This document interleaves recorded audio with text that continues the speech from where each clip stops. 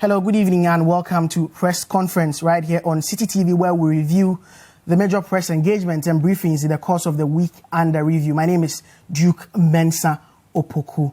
Tonight on the program in this edition, we are looking at the matter of the rescue of the 3 Canadian girls.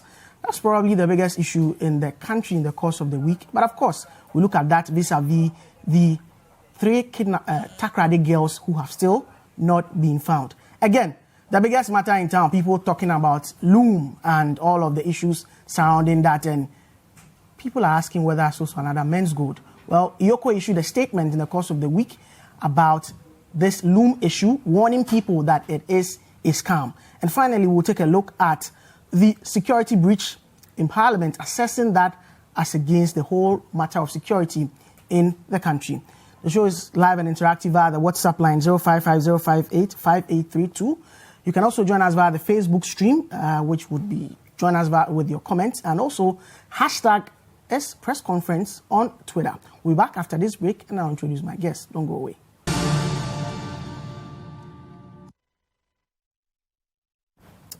You're welcome back to the program right here on City TV. Joining me to the discussion to my immediate left, coming here a second time in a row because of the approval and the number of messages we got based on his output last week. We have here Franklin Bedu, who is a journalist formerly of CTFM Security Desk. You're welcome, Franklin. Thank you, Duke. Next to him is Selikem Akolache Apalu, making her debut on Press Conference. Selikem is the news anchor, producer, host of Women Voices on the state broadcaster GBC. You're welcome, Selikem. Thank you. We'll also be joined by Sami Obing of Parliamentary News Africa, and we would introduce him as immediately he gets onto the set. But we'll begin with the issue of the rescue of the Canadian girls, beginning with the press briefing that heralded their rescue on Wednesday.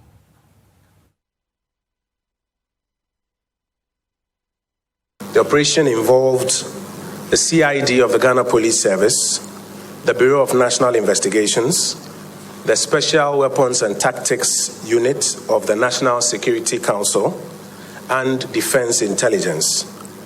No foreign assets were involved in the operation. At 1900 hours on June 11, 2019, the first arrest was made in connection with this incident.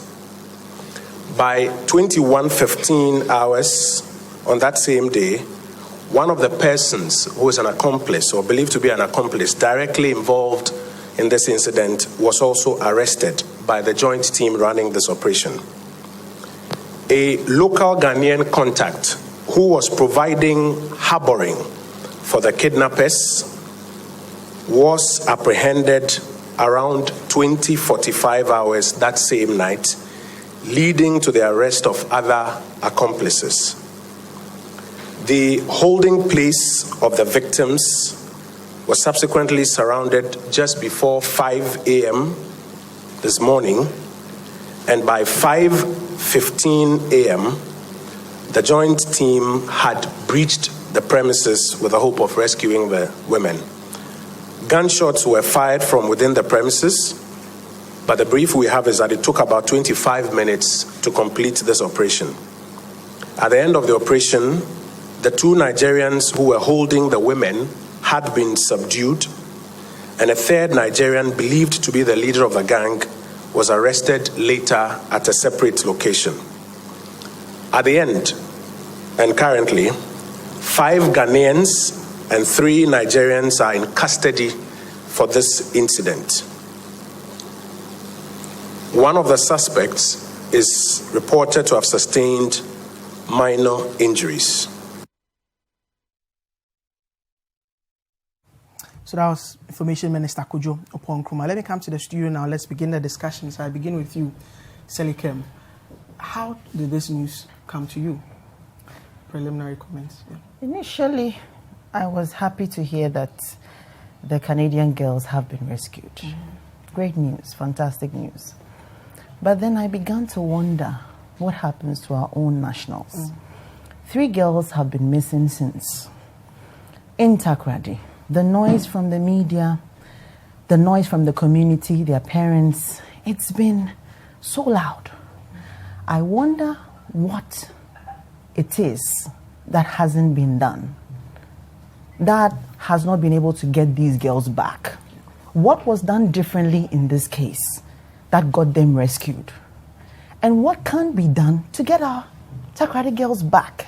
So yes, it's exciting news. But another thing again that struck me was, why wasn't this message delivered by the team that was involved? We are hearing that there was an anti-terrorism team involved. We are hearing that, security officials of the highest ranking were involved. So why didn't they make this announcement? Why does it have to seem that a government takes credit for something like this? The issue of security for me is becoming an issue of concern as a parent. I haven't been thinking about having my children walking from the junction to the house, to my house, until all these things happen. They've been walking freely after school. But now I'm beginning to wonder, am I really safe? So this is good news, of course, but what more can be done? And what is missing in our case? Is it that we were not able to take immediate action? Because I know that security analysts have said that the first few hours matter in any investigation. So if you're able to get leads, then immediately you can know and what will happen. And mind me if I'm a bit passionate about this.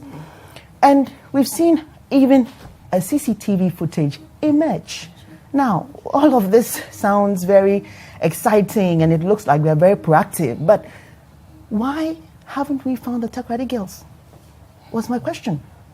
When I so saw the greatest concern is about the lessons that we should be drawing from this to get the accredited girls. But what exactly has been the failing in your view? Exactly. Well, I think that perhaps too much time was wasted talking about the issue rather than taking action. I don't know the level of attention and seriousness that was put into searching for the accredited girls in the initial stages. And then, issue of concern being, a suspect is arrested and then he's let out by the same security personnel involved. How important was that suspect? If that suspect was very important to the investigation, it couldn't have been possible that a security officer at the police station would help him escape. Then somewhere along the line, we are told that another suspect has been arrested. What exactly is happening? What's the roadmap towards getting the girls back? Is there any level of seriousness? And when you hear statements being made by people who are supposed to be in the high rankings of security, you begin to wonder, is it that we don't have the men? Is it that we had some external assistance? Because there are people saying that, well, perhaps in this case we had some external assistance and that's why we were able to get them. Which initially was even denied. Exactly. There was no now, my support. concern also is about the way ransoms are not being demanded, really. But in this case with the Canadians also, we are hearing that some 800,000 from the account of the girls and their families must have been demanded. The thing about emboldening criminals is that once they try, they test the waters and they find that it's now comfortable. Okay, this is doable. Then they begin to step it up. Who knows? You and I are known on TV, and many other people, public figures, are known. The next time, if somebody's child is abducted and they're calling you to ask for ransoms, what will we be doing then? Those are my issues of concern, especially about security now. It's not just the kidnappings. It's the increased armed robbery. It's those living in the outskirts of Accra who can't go home now because they'll prefer to rather be safe in Accra. If they have to stay late, they won't go home because they know that it's not safe. Car snatching, unsolved murders. That's also another topic for another day. And so all of these things are beginning to raise concerns. I'm very excited for the Canadian girls, and I'm glad that to some extent on the international and diplomatic front, we've been able to save our face. But there are many questions that are still running through my mind. Okay, let me come to you, Franklin. You last week said that the security officials were actually sleeping on their job, essentially, and that's how come we have come here. Do they not have to get some plaudits for this? First of all, I knew or I anticipated that they will be found. because they are Canadians and they come from a highly responsible country, whereby their government or the state in their country cares about them. So in that state, even if a toddler is in harm's way or is in danger, the whole resources of the state comes to their aid. Well, the president is fighting an election anyway. That's why they flew BA from here. This has nothing to do with the election. That's why he was under great pressure. From here he was under great pressure. Yes, by saying Ghana, for example, if it had happened to a citizen anywhere in the country, the president or the government or the state would not even be under pressure in the first place. That's why you have citizens in Egypt, in Libya, who are suffering, but nobody's giving the government pressure. The government will not care anyway. Yeah. So I had anticipated that because we're from a responsible country, a responsible government will put pressure on other government to make sure that their citizens are found. So everybody knew in this country that these Canadians will be found. It is clear in Africa that in our terrain, when foreigners are kidnapped or abducted, whatever the case may be, it's not for rituals. It's simply for economic reasons. So it was clear that they would have asked for some ransom or the other. But let me come back. Isn't it strange that miraculously our IGP was able to fly to Kumasi because of the Canadians? That for once we felt in this country that, for me, I've been saying we don't have an IGP. We don't have an IGP in action. We don't have an IGP at all. But because of the Canadians and foreigners, he flew to Kumasi, but he hasn't gone to Takrady because he doesn't care. You see, sometimes we assume and want to give hope to people that somebody cares. But I'm saying that he doesn't care. So Canadians, there's pressure from the foreign governments. Very soon there'll be threats on our aid to one or two institutions. So he has to go to Kumasi. He went to Kumasi. Why didn't he been to Takrady? Because he doesn't care. But we are told by the security officials that in every security issue is a different matter. This one, they were able to close down on them. This is an issue of kidnapping. One happened to your citizens, the other happened to foreigners. And in terms of the cases, we are seeing the same issue of kidnapping. We are seeing different approaches. I listened to an interview by Brian Champ on the Breakfast Show. He was saying that the issue of the Takrady case was reported later. And there's proof to show that it is not true. The day of kidnapping, they reported to the Takrady Central Police. It is not true. Let me come back to the substantive case of their discovery and the arrest of these suspects. For the first time, I'm seeing some sophistication in arrest. That now we know where CCTVs are to go analyze CCTV footages. That we know that we have quasi Navy SEALs in national security to go for a very sophisticated operations to rescue this lady. So I'm impressed that it was the national organogram that went in for the ladies, not a regional or a district security setup. So we are being told the point is that if there can be coordination we are being told that Mensah Opoku led this operation. National security led this operation with some help from BNI. Okay. So it's clear from the onset that it was your national integrity, your national security integrity, your whole national security structure went in for these Canadian girls. And you're not feeling, or we didn't feel this from the beginning, that same attention was given to the issue of the two girls. Possibly because of the fact that this time around, the police or the CID was not involved. Possibly. But I'm saying that, let's look at our approach. There appears to be this sophisticated, scientific way and serious way. It's as if we had been threatened that if you don't find the girls in 2 weeks, we will extinguish the whole Ghana from the map. So we have to find them, and we found them. So I say I'm happy that the whole national security director of operations himself led this operation and went as successfully. I'm happy. There appears to be this attempt, I feel, by national security to take some plaudits because of what happened in Ayawaso. Say that, look, well, this is what we can do. This is what you've been doing. Oh, well and good. I'm saying that if you do not decentralize security, no matter what you do at national level, it will not be felt. If somebody at Pusika or Sunday Man or Elmina can suspect certain things regarding or related to terrorism and can report it to the local police and attention will not be given, what's the point? But that person doesn't have access to Mensah Opoku or National Security Minister or the National Security Setup. You understand? That's why I disagree when the government says that we are fully prepared. We are not fully prepared. Because preparation for security has to be decentralized. And I'm saying in our local communities, we feel that when we report an issue of terrorism to a local security agency, they can deal with it. Knowing that a lot of them, after leaving the police training school 20 years, 15 years after, have not handled the weapon. I know so many of them, 20 years, 15 years, they've not handled their weapons since they left the police training school. So well as I prepare, if you do some recce, something at Labad Games, helicopters, and the trade fair, that means that we are ready for terrorism. It doesn't mean anything. Number two, I do not think that Kojo Opoku, as the Minister of Information, should have led the press conference. I do not think so. I highly disagree. This is a country where people do not feel scared. Feel scared. People do not feel safe in this country. People feel very insecure. We don't need a minister of information to brief us. Who should have done the briefing? We needed a minister of national security or a special advisor of national security to the president or whoever at the ministerial level is in charge of security, Minister of Interior, to address us as a country on this case. What difference would they have made? Because, listen, the message is as important as the messenger.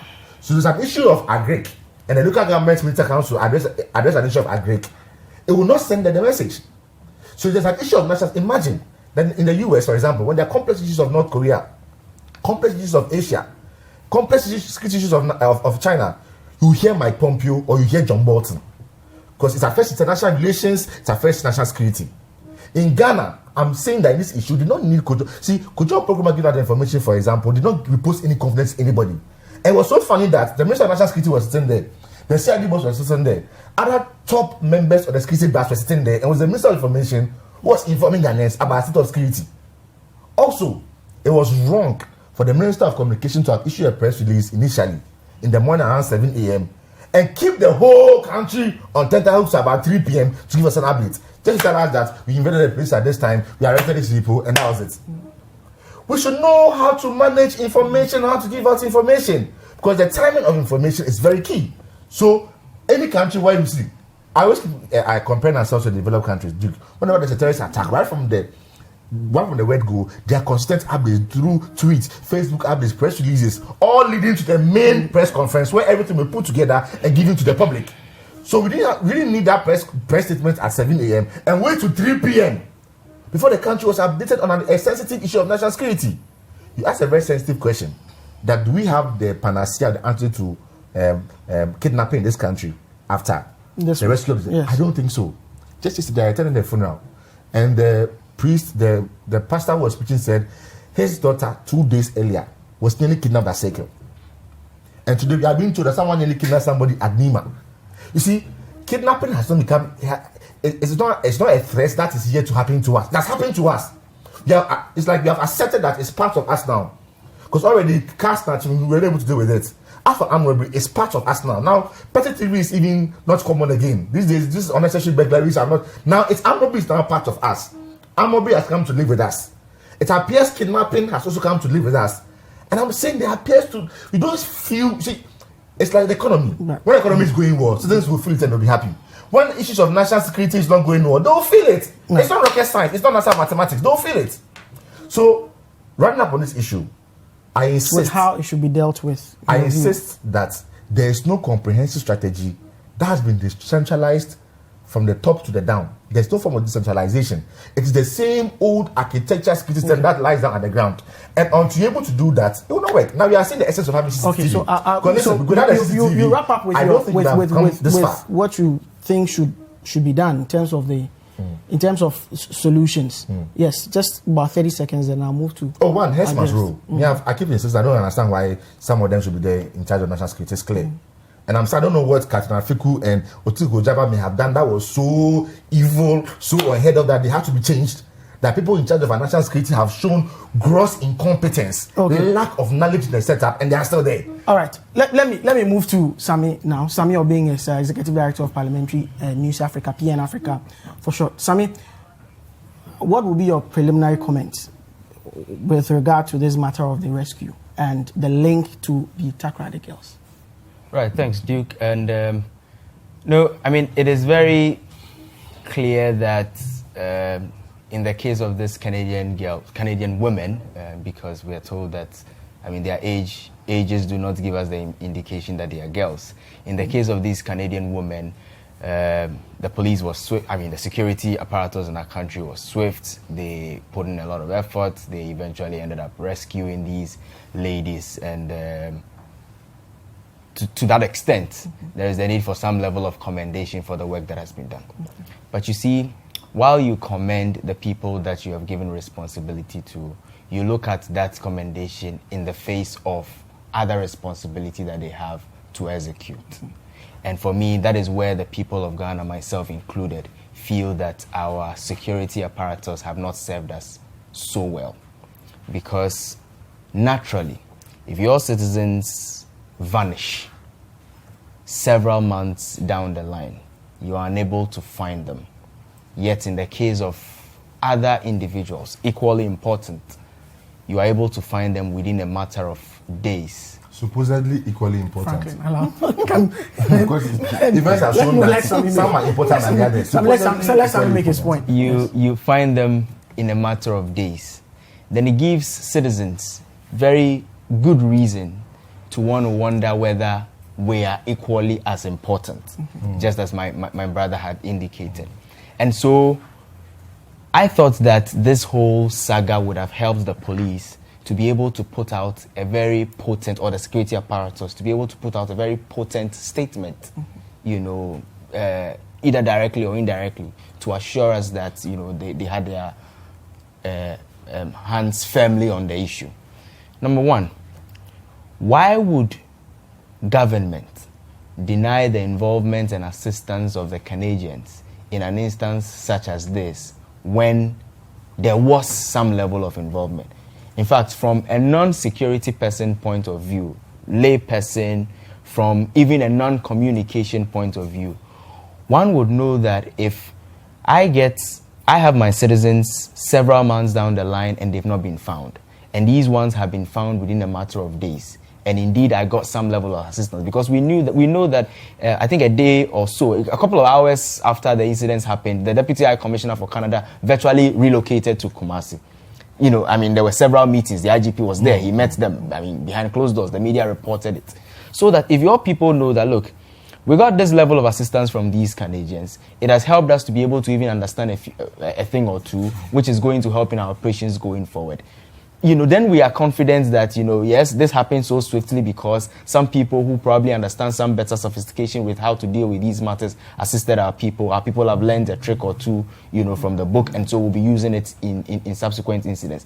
But we come and we mix up the communication. Who is communicating becomes even a problem. Like my brother had indicated, in other jurisdictions, you would find lined up the mayor of the city, the police chief, even if the communication minister must communicate, even if there has to be some diplomatic representation from our side and all of that, everybody handling the part of the communication that borders on his or her role.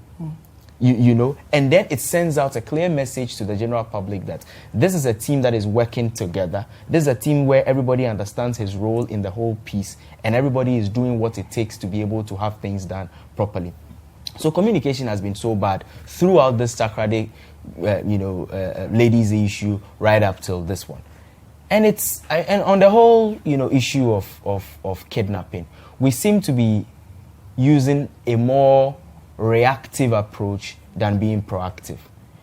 Citizens do not feel that the police or the security is going about trying to prevent these things from happening. All that we feel is happening is that when the media reports it, then they jump on the bandwagon and then they pretend to be doing something, and then we do not feel that they are doing anything that would help us come to the end of this matter. So it is quite scary that in a country that is battling with so many issues, this particular issue of kidnapping becomes one of the daily issues that is coming up. And it is not just an issue in Accra. It is in virtually all of the cities of our country. And that is quite worrying. I do. I realize that there's an emerging security threat now. There appears to be this issue of lynching now also on the rise. So now somebody would just suspect that you are an alleged kidnapper and they lynch you. The issue of Nima, they lynch the guy. And there have been several reports of people who have been lynched because they've been suspected kidnappers. Yes. Because people do not feel safe. That's what and in fact, there's a correlation between the attitude of Ghanaians with respect to lynching and insecurity. Exactly. So when they feel insecure, they take the law into their own hands and start lynching people. Yeah. We'll take a break here, but in essence, the point is that the coordination that went into getting the Canadian girls, Canadian nationals, can be applied to getting the Takrade girls. We'll be back after this break.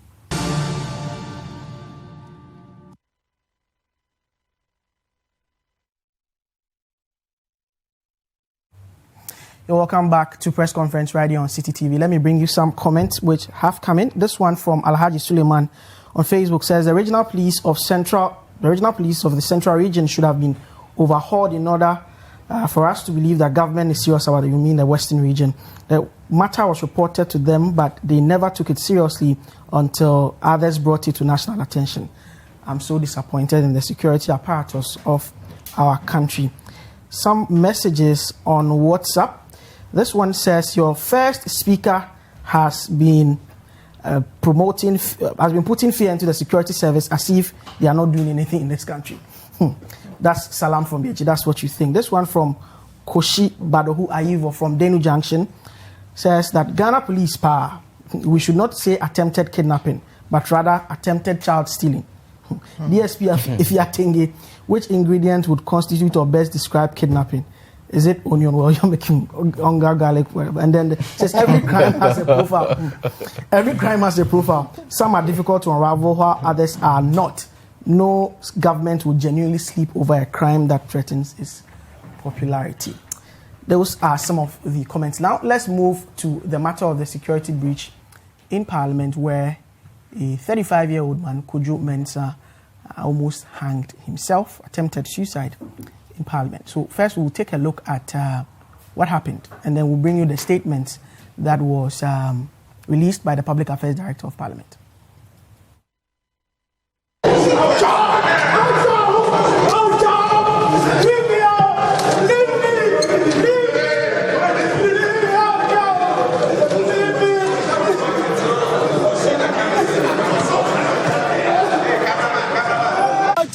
Mr. President, I want to speak with Nana Akufo-Addo, the Excellency. I want to speak with Nana Akufo-Addo, the Excellency. So that's what happened. And the statement from Parliament says that the Parliament of Ghana would like to put on record that is very much aware of the security concerns raised about the country and reported in the media, and has taken great care to ensure that the precincts of Parliament is properly secured to avert any incident. Conclusion says the security in Parliament acted timeously and averted what would have been a fatal incident if he had succeeded. Mr. Kojo Mensah was escorted from the chamber and handed over to the police for his own safety and for the safety of the public at large. Meanwhile, Parliament would also like to assure citizens that they are welcome to observe proceedings in the public gallery and urges all wanting to do so to comply with the rules and governing attendance. So that's the statement from Parliament and what actually happened. With the comment, I'll begin with Sami. Sami, you have done a lot of work in Parliament with Parliamentary News Africa, Parliamentary Network Africa. This is something that the parliamentary security apparatus, in my view, handled quite well. Wouldn't you agree? Well, yes and no. And I say that for these reasons. Mm-hmm. I mean, you are a parliamentary reporter for this media house, and you and I know, although sometimes it is not appropriate to sit on national television to expose security lapses, deep-seated security lapses in such a very important institution like Parliament. But you and I know that there are major security concerns in the Parliament of Ghana. Major. Now, when this happened, it just drew my attention to a story that we published in the parliamentary newspaper about 3 years ago, where we did what we considered a small undercover of one of our media guys carrying an item which we, in this case, framed as an explosive. Was able to go to virtually all of the major parts of Parliament, including up to the level of the Secretariat, adjoining the Speaker's, office. And this was in the time of the previous Speaker, public gallery of Parliament, major offices, and what have you. After that, there have been so many changes in Parliament in regards to, equipment. The Chinese donated some equipment, and there's been so much talk about this. Now, in the case of this particular gentleman, and maybe let me also indicate that I think that it's worth commending Citi for how you carry the report. I mean, we've seen how some media houses have been, to my mind, very irresponsible in how, you know, everything got displayed. I mean, the headline, the image of the individual and all of that. In the case of City, I noticed how very professional you handle this. Now, if the guy is carrying a rope, obviously, when he's going through the scan system in Parliament, the scan system does not really detect people who are carrying ropes. If this is a guy who, from the information we are picking, have frequented Parliament a few times, he knows so well that, you know, he knows so well how to go through. He knows so well that he was not going to be allowed to wear the party T-shirt if that was all that he was wearing, and so he needed to, conceal it so that the security people would not stop him. He knew so well that if he tried this when the House was actually sitting, it would have been more disastrous. So he waited until there was the leadership had recessed, you know, out, and then he started making the noise when even the public gallery, you will notice, was almost cleared. You know, the individuals were not there except the security people who wait there until everybody had left. So this is the point that I'm making. I think that the security in Parliament, yes, you know, held on the gentleman, moved him out and all of that. But we can do so much more to make our Parliament better and safer for the people that are in there, because this is such an important installation. If anything happens to a single parliamentarian, we know how much cost it brings to our nation. By-election. Exactly. And we know what it would mean if it happens to multiple parliamentarians. And so we need to take this as a reason to be better proactive. I would also move away from the security nature of it to also say that when things like this happen as a country, that's why I was actually commending City, things must be looked at from various angles. I mean, is this a case of mental health? If it's a case of mental health, how do we deal with this issue as media people when we are reporting it? Is it a case of, you know, somebody who deliberately wanted to do this? If it is so, how do we deal with that particular matter? Is it a case that must necessarily be linked to politics the way it is being linked to, and, you know, who is wearing what and whose MP is not doing what and all of that? We need to look at how we report on some of these matters. And I'm saying this because this platform, press conference, seeks to ensure that we are speaking from the point of view of media people and if possible, you know, chastising ourselves, you know, and peer reviewing ourselves on the things that we do. So, yes, statement was apt. Public Affairs released it in time. Security in Parliament handled it quite well. But we could have done much, much better about these things. And maybe it is a clear warning sign for the Parliament of Ghana, the Parliamentary Service, to know that we must make Parliament safer than it is for members of Parliament, staffers, the journalists. I mean, we live in an institution where when the House is on recess and the MPs are not physically present in chamber, security systems are different. And when they are there, security systems are different. As if there are about 500 staffers that work in Parliament do not matter. Things must change in Parliament for the better. Franklin, I come to you now on this issue. You see, so in the past, for I think about 10 years now, I spent a lot of time to watch documentaries about security when it comes to executive, judiciary, and the legislature. So I'm one of the big fans of the CIA, Security Service, the Mossad.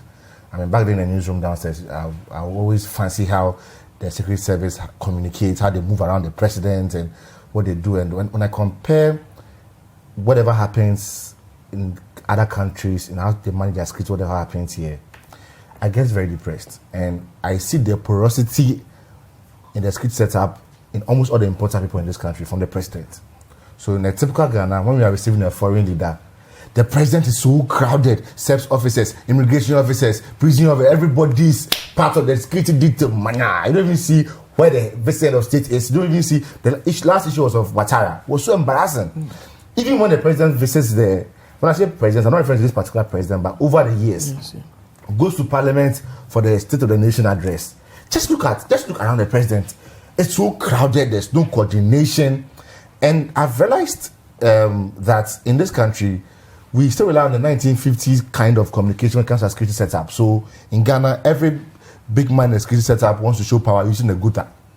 So they'll be holding a guta and giving instructions, and so guta appears to be the symbol of power. Without the requisite competence. In this modern age, nobody uses guta for modern communication around a president, a vice president. It never happens. Let's narrow it down. I'm building a point. Yes. I'll come to Parliament. I'm building a point. such that there will be an earpiece in their ear, there will be some communication from a source. Here they are using Gota throughout. Parliament, I was privileged to have attended at Parliament 1, and when I was here, I had the privilege of reporting a lot of times when Sky couldn't make it to Parliament. Yeah. And one of the most security lapsed institutions is in Parliament. All you have to do is go in and start looking for Honorable Duke Mensah Opoku, MP for Cranston South. Then please have my file, then they will just search me and I go. Just like that. Which serious institution, building, institution, office, structure, will have such a loose security system? By now, everything should be electronic such that every member of Parliament, every staff of Parliament, journalists, any other stakeholder works on Parliament should be electronically recorded. So when you get there, you have electronic details that allows you passage into Parliament. If you're a guest or a visitor in any serious institution, you need an invitation by mail or any other acceptable form before you can start Parliament. In Parliament, it's a typical Ghanaian sense public building. Anybody at all can walk in. And when you walk in, all you see are goaters flying around left and right. Well, as you would expect, on Friday, there was a semblance of something much more serious going on. As it would happen usually. Right from the entrance, we were being checked. The sustainability 4 years ago, when the country was on high alert on this terrorism issue, you could see men around everywhere. But you see, in Ghana, again, our mind of security is about presence. So when we see 1,000 people around, we think that's security. Forget about the human resource intelligence part. We forget about that part. So we think that you have 30 people, let's say in the gallery, so yes, there's security. But that's not security. Let's ask ourselves, if an institution of state is under attack, ask ourselves, how many minutes will it take a counter-terrorism unit to get there? These are calculations people have to make. You need to build a security system, not a physical structure. So in Etapana right now, you see men in the street holding Gota. Hey, let me search your back, let me search your this. And which sensible, excuse me to say, person who wants to cause a security breach, who puts a substance that will cause a breach in a bag, or put it on his head, or hold it in his pocket and come and pass through the scan? No! There are sophisticated ways these days of breaching security. Today, reading CNN, the website of CNN and BBC, now security has moved beyond the physical security threats to now technology. So the country will wage war against you via technology. Dude, the simple security, the simple physical, you're not getting it right. And I started building that point to let you know that I think we are peace-loving people. Because security is so porous that anything can happen at any time. And the institution of Parliament, the times I reported there, I really felt unsafe. To be sincere. Because you have people coming from all the constituencies, some from outside the country, entering under the pretext of, I'm coming to see member of Parliament A or B. When Job 600 came, they had a more complex security system if you want to enter. Even now when I hear it has been relaxed. Yeah, but because you see, and the leadership of the House had cause to complain about this, about the fact that the parliamentarians themselves, the MPs, have the issue of whether to turn away their constituents or not.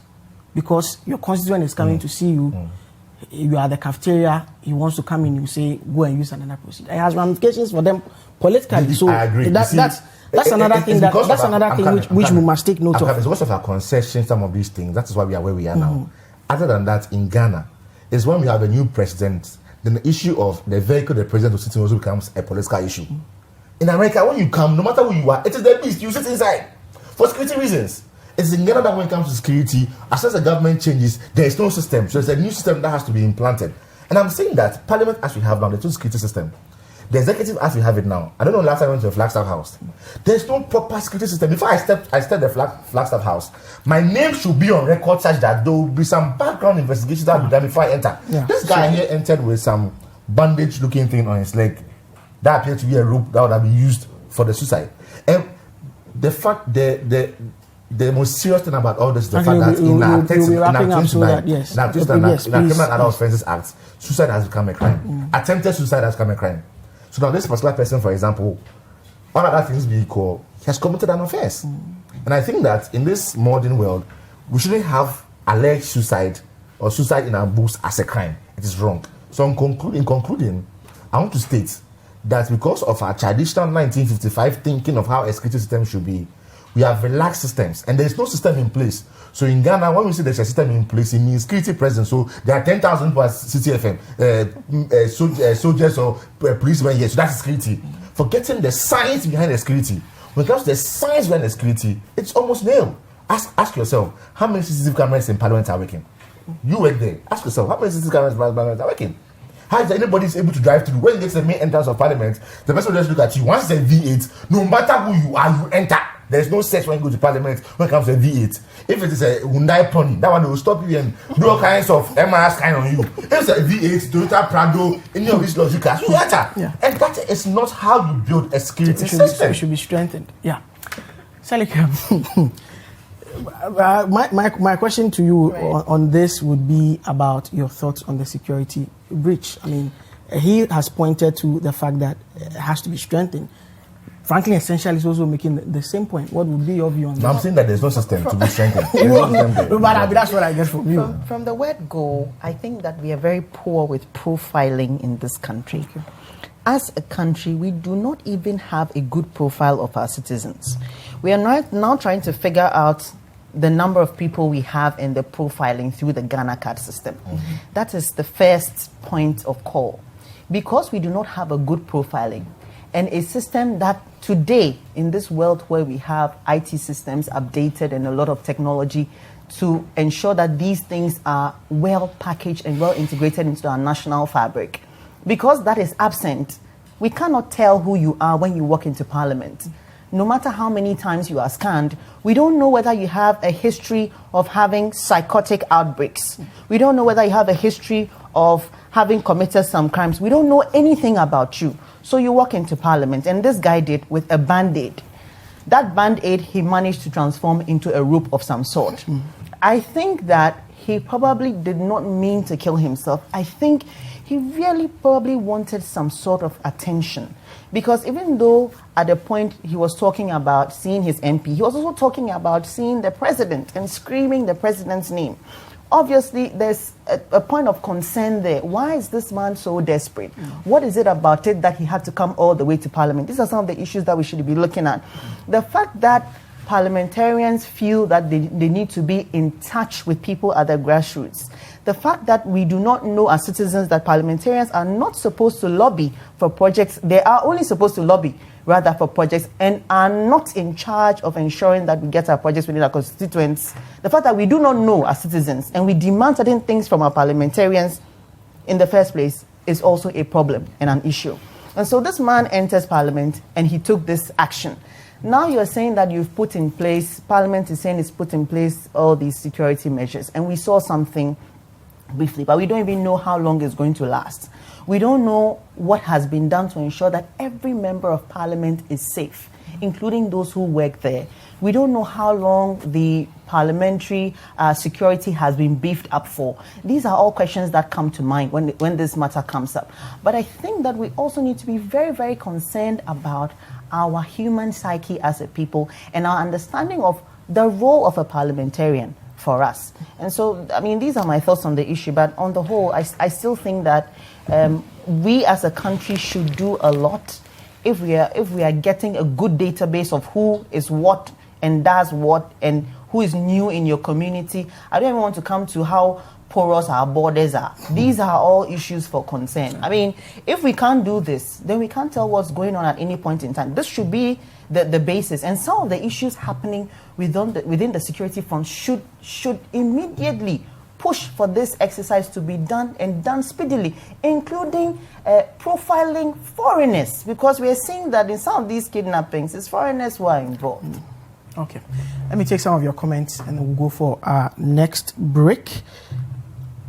From Maximus Aurelius in Koforidua says, in as much as we dispassionately discuss the issues concerning the kidnapping of ladies from Canada, we should be mindful of how we sell short this country. Our utterances are really selling the country bad in the eyes of the world, even though I agree there are questions to be answered. This one from Val says, what is happening in this country is quite alarming. Apart from this kidnapping thing, there's a rise in the armed robbery in our communities. We are in serious fear. This one says, it is very interesting listening to your panelists. It is very clear that there is a high level of insecurity and suffering in the country today. And this government who think they are angels, in my view, the CID boss should be investigated over the Tardy girls kidnapping, because this same woman held a conference and said they were they knew where the girls are. That's from Said Kabori in Akuse. This one from Hansen in Spintex says, I think the parliamentary security should double up their steps. In fact, it is worrying. In fact, the kidnapping is also a worrying issue in the country. I agree that international intelligence should be solicited in the Takrady case. We need international assistance, please. Special dogs were imported to review human carcasses in the Melcom collapse. Why not in this instance where we need international tracking system to review the girls? That's from Hansen from Spintex. We'll be back after this break.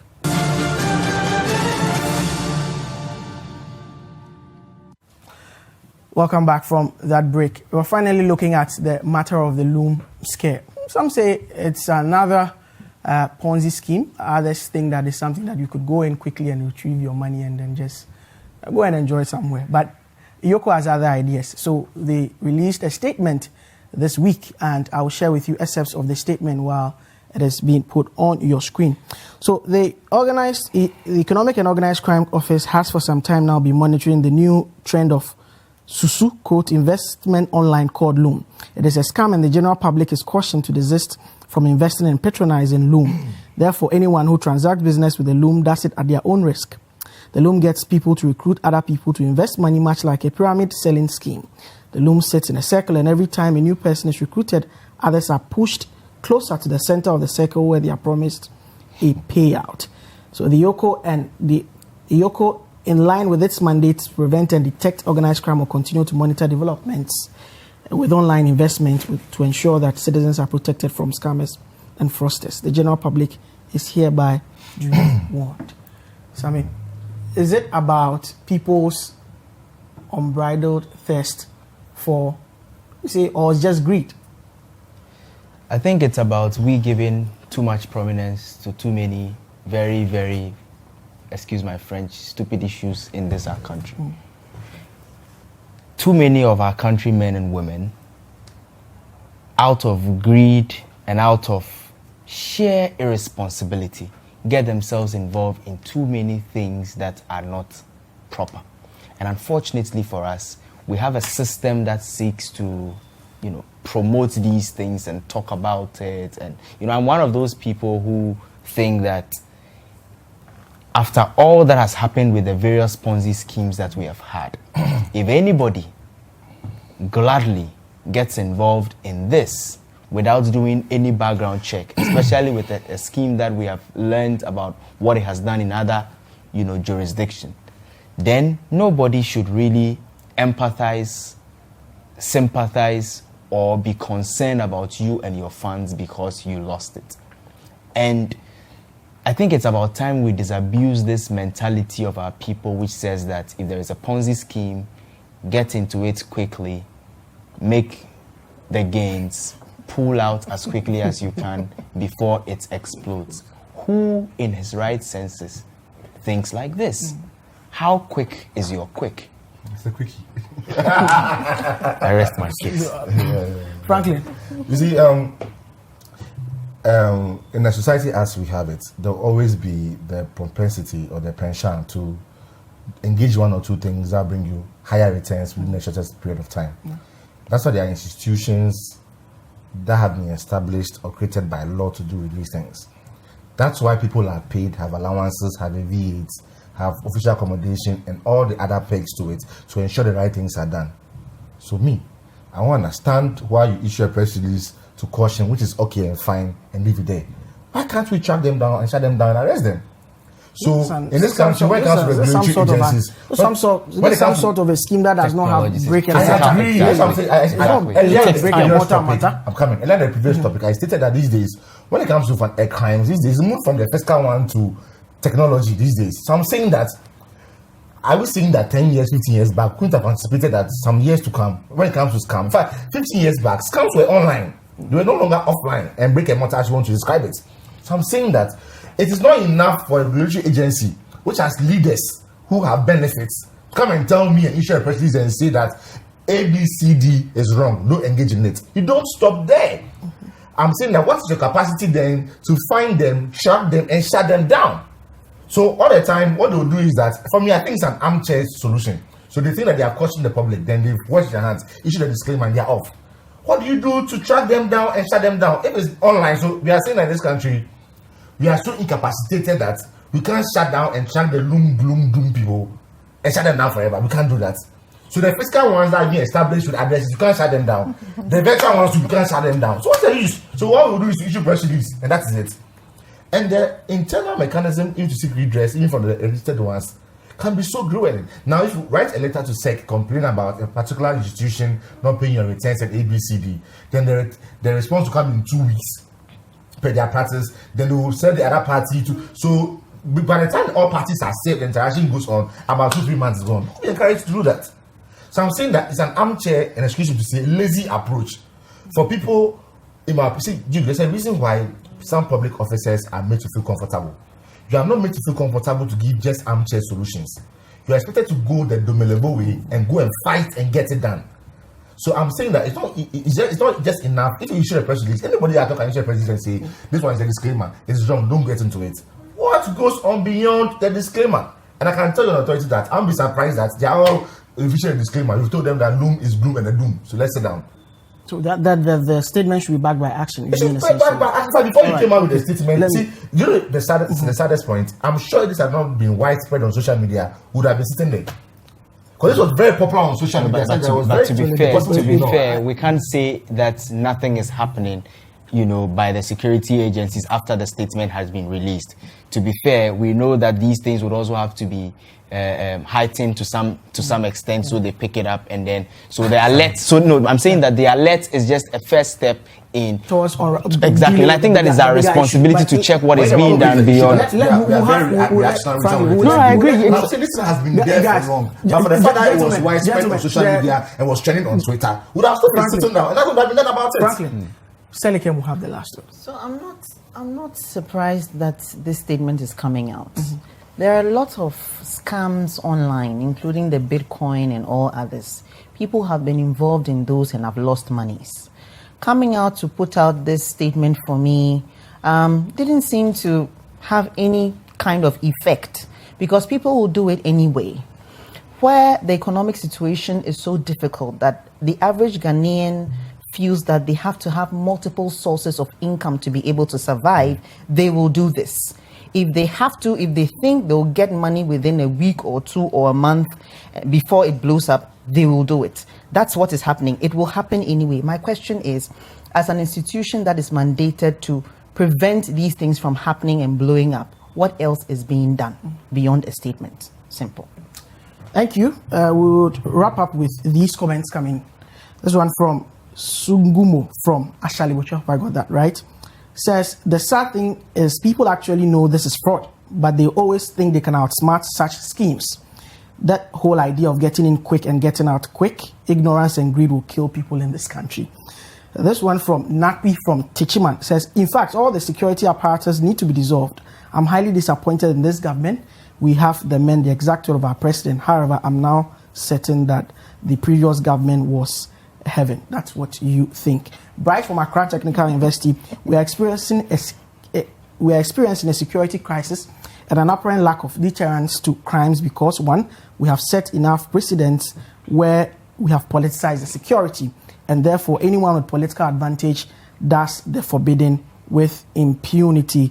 Last comment from Alex Bonsu in Kumasi says the Minister of Information cannot be wrong in briefing the public on the matter. That's the kidnapping issue. The Defense Minister, security gurus, etc. could be technical on the ground, but in delivering information, they could all mess it up. All right, that's from Alexander Bonsu. That is it by way of this program and this edition. My guests tonight have been Franklin Bedu Jr., he's a journalist formerly with CTFM. Selikem Akulache Apalu from GBC. Would like to see more of you. Yeah, that's what the comments are actually portending. And Sami Obing from Parliamentary News Africa, PN Africa for short. Thank you very much for coming. And to you out there, keep watching City TV. Enjoy.